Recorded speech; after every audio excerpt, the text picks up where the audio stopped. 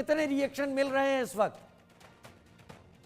देखिए, हमने सबसे पहले देखा राहुल गांधी का बयान आया, जो कांग्रेस के बड़े नेता हैं। उन्होंने सबसे पहले कहा कि बड़ी घटना घटी है, इस पर जवाबदेही तो बनती है। यानी उनका सीधा सीधा इशारा और निशाना था केंद्रीय गृह मंत्री अमित शाह पर, जिनके हाथ में देश की सुरक्षा व्यवस्था की कमान है केंद्रीय गृह मंत्री होने के नाते। तो सीधे लगातार राजनीति का दौर शुरू हो चुका है। अखिलेश यादव का भी बयान कुछ इसी तरीके का आया कि बीजेपी की जिम्मेदारी पहली बनती है, क्योंकि बीजेपी ने वहां से धारा 370 हटाई। तो और उसके बाद में रॉबर्ट वाड्रा का बयान इस तरीके का आता है कि हिंदू मुस्लिम बीजेपी कर रही, तो ऐसी ऐसी बातें तो होनी थी।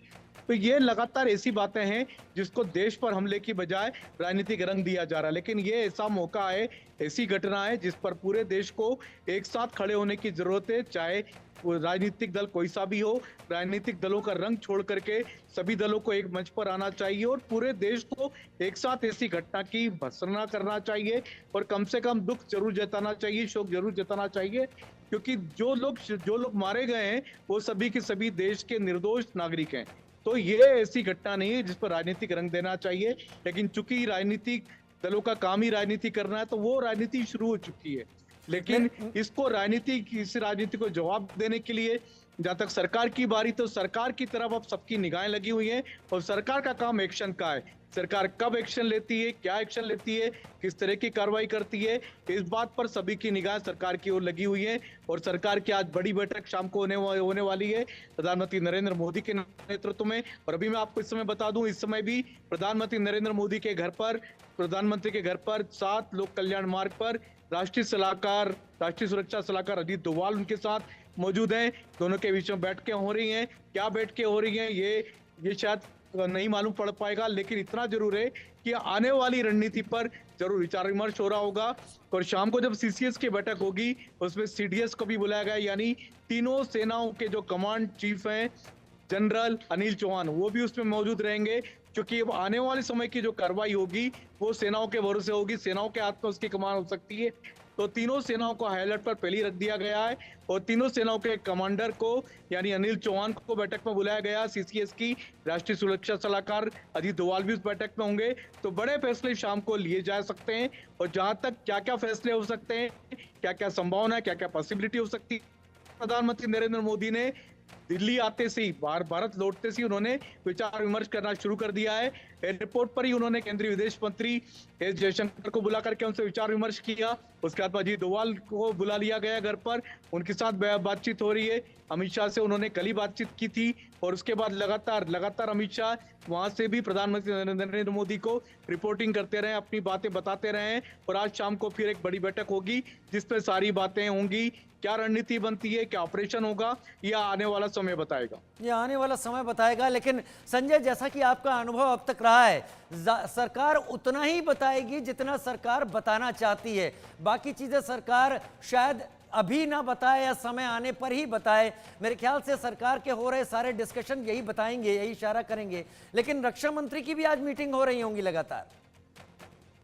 बिल्कुल, लगातार बैठकों का दौर जारी है। प्रधानमंत्री के घर पर, रक्षा मंत्री राजनाथ सिंह के घर पर आज लगभग 3 घंटे से ज्यादा बैठकें हुई है। तीनों सेनाओं के प्रमुखों को बुलाया गया था, उनके साथ बैठकों का दौर चला है। संभावनाओं पर विचार हुआ, क्या क्या पॉसिबिलिटी है। तो सभी बातें, सभी लोग अपनी अपनी तैयारियों में लगे हुए हैं। लेकिन ये तैयारियां किस मोड़ पर जाती है, क्या फैसला होता है, किस तरीके की रणनीति बनाई जाती है, वो समय ही बताएगा। क्योंकि इसके बारे में कोई भी जानकारी सार्वजनिक करना किसी भी तरीके से ठीक भी नहीं है, ना ही उचित है। और अभी तक ऐसा हुआ भी नहीं है। हमेशा मीडिया को और देश को की जनता को तभी मालूम पड़ा है जब कार्रवाई हो चुकी होती।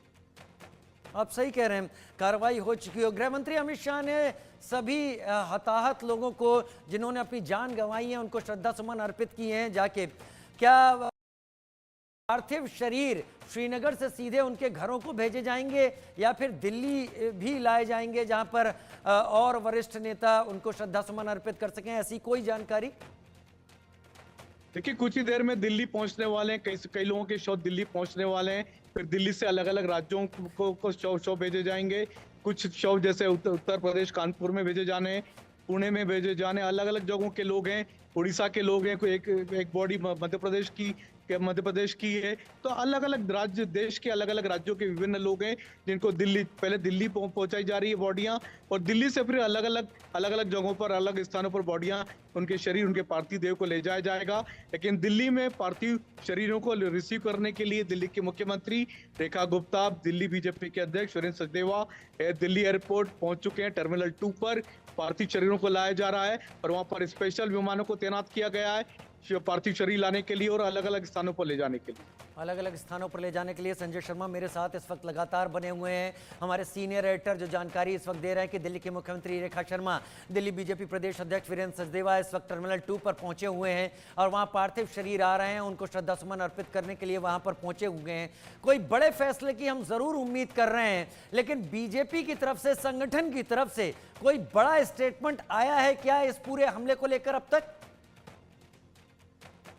देखिए, बीजेपी की ओर से जो आज और कल जो 2 दिन जो जितने भी पार्टी के जितने भी आधिकारिक कार्यक्रम थे उन सभी को रद्द कर दिया गया। यानी बीजेपी ने अपने सभी आधिकारिक कार्यक्रम आज और कल के लिए रद्द कर दिए हैं।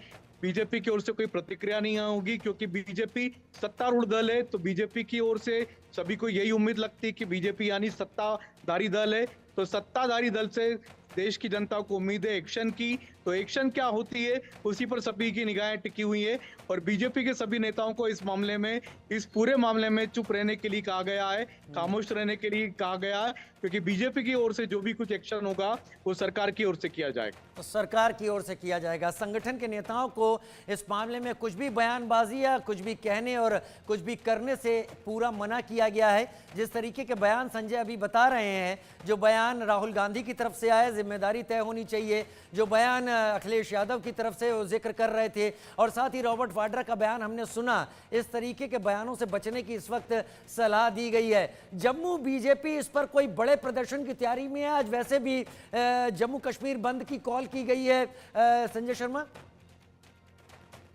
देखिए, जिस तरह की जो हमारी जानकारी है, बीजेपी अपने नेताओं को हिदायत दे रही है कि ऐसा कोई काम न करे जिससे कि कोई निर्दोष पर, यानी कि निर्दोष लोगों पर कोई गुस्सा निकाला जाए, क्योंकि ये घटना ऐसी घटी है जिसके कारण देश भर में गुस्सा है, देश भर में लोगों का खून उबल पड़ा है, लेकिन कोई ऐसी घटनाओं का कोई जिम्मेदार कोई निर्दोष पर, किसी भी निर्दोष पर ऐसा गुस्सा न उबले, इस बात की हिदायत दी गई है। खुद बीजेपी के राष्ट्रीय अध्यक्ष जेपी नड्डा ने बीजेपी के नेताओं को हिदायत दी कि कोई भी ऐसा काम न करे जिससे किसी भी निर्दोष नागरिक पर गुस्सा निकले।